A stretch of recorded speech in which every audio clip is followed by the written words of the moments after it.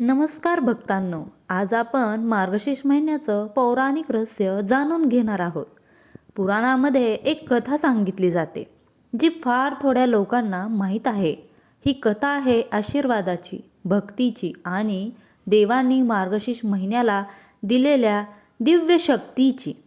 आपण आज जाणून घेणार आहोत हा महिना इतका पवित्र का आहे, या महिन्याला गूढ तेज कसं प्राप्त झालं आणि कोणत्या भक्तांवर देवांनी या महिन्यात पहिला आशीर्वाद वर्षवला. चला कथा सुरू करूया. खूप पूर्वी सत्ययुगातील काळात दंडकारण्यात एक तेजस्वी ऋषी राहत होते. त्यांचं नाव होतं अरुंधन्य ऋषी. अत्यंत तपस्वी, अत्यंत शांत आणि देवतांनी आकाशातून सुद्धा त्यांच्या तपश्चर्येचा प्रकाश पाहिला होता. परंतु त्यांच्या आयुष्यात एक वेदना होती. त्यांना देवदर्शन मिळत नव्हतं. शेकडो वर्षापासून ते ध्यान करत होते.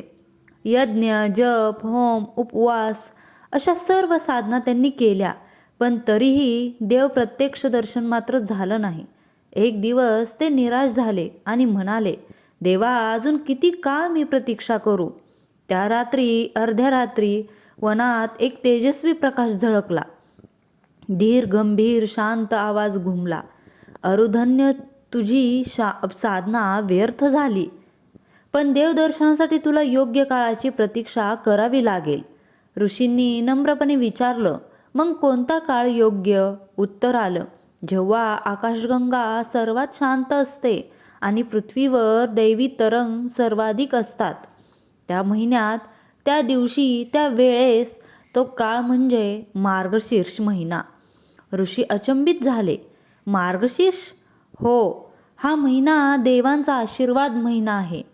ज्याने भक्ती केली त्यांच्या मनोकामना नक्की पूर्ण होतात. इतकं सांगून प्रकाश अदृश्य झाला. ऋषींनी देवांच्या आवाजावर विश्वास ठेवला. वर्षभर ते वाट पाहत राहिले. जेव्हा मार्गशीर्ष महिना सुरू झाला, त्यांनी घनदाट जंगलात नदीकिनारी तप सुरू केले.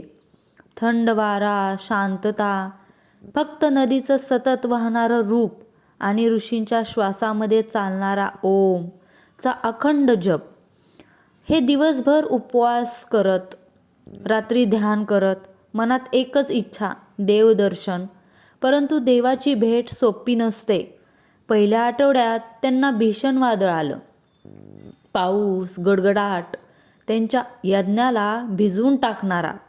दुसऱ्या आठवड्यात जंगली प्राणी त्यांच्या ध्यानाजवळ आले. अंधाऱ्या रात्री सिंहाजवळ बसून ते जप करत राहिले, मन हलले नाही. तिसऱ्या आठवड्यात उपासामुळे त्यांची शक्ती कमी झाली. डोळे मिटत होते, पण मंत्र अखंड देवांनी पाहिलं. या ऋषींची भक्ती ढळत नाही. मार्गशीर्ष पौर्णिमेच्या रात्री चंद्र पूर्ण तेजाने उजळून निघाला. ऋषी खोल ध्यानात गेले. अचानक जंगलात पांढरा प्रकाश पसरला. आकाशातून 3 तेजस्वी रूपं उतरली.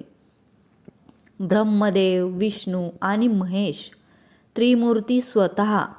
ऋषींनी डोळे उघडले आणि त्यांची इच्छा पूर्ण झाली. शतकानुशतके ज्या दर्शनाची प्रतीक्षा ते मार्गशीर्ष महिन्यातच मिळालं. त्रिमूर्तींनी म्हटलं, अरुंधन्य, तुझं तप, तुझी श्रद्धा, तुझं संयम या मार्गशीर्ष महिन्यात पूर्णत्वाला पोहोचलं. म्हणून हा महिना आशीर्वादाचा महिना आहे. त्रिमूर्ती पुढे म्हणाले, या महिन्यात भक्ती केल्यास पाप नष्ट होतात, घरात सुख समाधान वाढतं. उपवास, जप, पारायण केल्यास मनोकामना पूर्ण होतात आणि या महिन्यात केलेली सेवा देव थेट स्वीकारतात. त्यावेळी सूर्यदेवांनी आकाशातून आवाज दिला, मी या महिन्यात माझं तेज शांत ठेवीन, म्हणजे भक्तांचं मन स्थिर राहील. नदीने म्हटलं, मी माझं जल पवित्र करीन. वाऱ्याने म्हटलं, मी प्रत्येक भक्तांच्या श्वासात शांती भरवेन. असा संपूर्ण विश्वाने मार्गशीर्ष महिन्यासाठी आपला आशीर्वाद दिला. त्या काळापासून आजपर्यंत मार्गशीर्ष महिना सबसे पवित्र महिना मानला जातो. या महिन्यात केलेला जप, तप, गुरुचरित्र पारायण, व्रत, गुरुवार उपवास, पूजा आणि हे सर्व फलदायी मानले जाते. असं म्हणतात, ज्याला मार्गशीर्ष महिन्यात देवाची कृपा मिळते त्यांचं पुढचं वर्ष मंगल होतं. भक्तांनो, ही पौराणिक कथा आपल्याला एकच संदेश देते: प्रतीक्षा, श्रद्धा आणि संयम यांचं फळ नेहमीच दिव्य असतं. जर तुम्हालाही या महिन्यात आपल्या मनातील इच्छा पूर्ण करायची असेल तर भक्तीने, प्रेमाने आणि मनापासून मार्गशीर्ष महिन्याचं पालन करा. जय दत्तात्रेया. जय जय स्वामी समर्थ. तुम्हाला ही कथा कशी वाटली कमेंट करून नक्की सांगा आणि कमेंटमध्ये श्री दत्त गुरुदेव दत्त नक्की लिहा. धन्यवाद. श्री स्वामी समर्थ.